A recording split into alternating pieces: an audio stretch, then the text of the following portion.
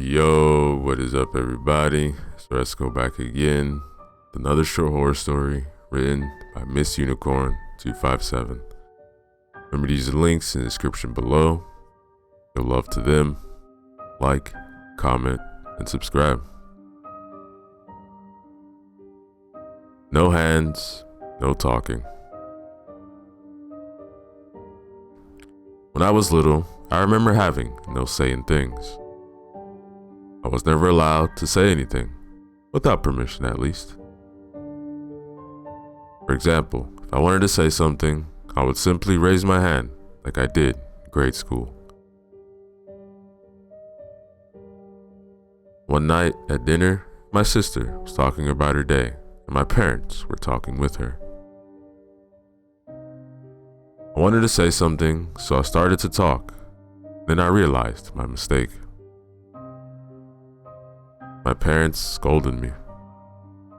They told me, no hands, no talking.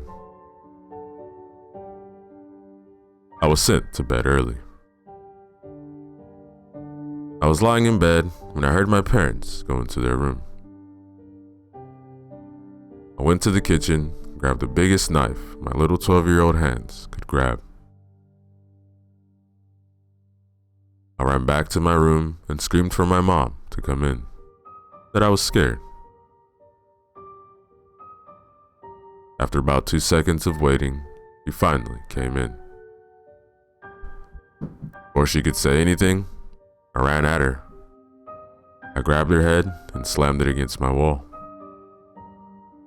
She was definitely out, or so I hoped. I quickly grabbed her hands and did what she always told me. Extra, extra, read all about it.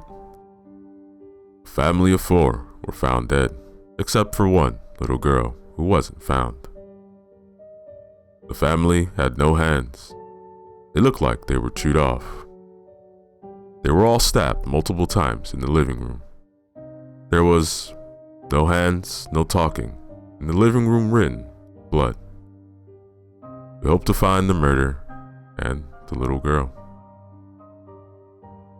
That, ladies and gentlemen, is the end of our story.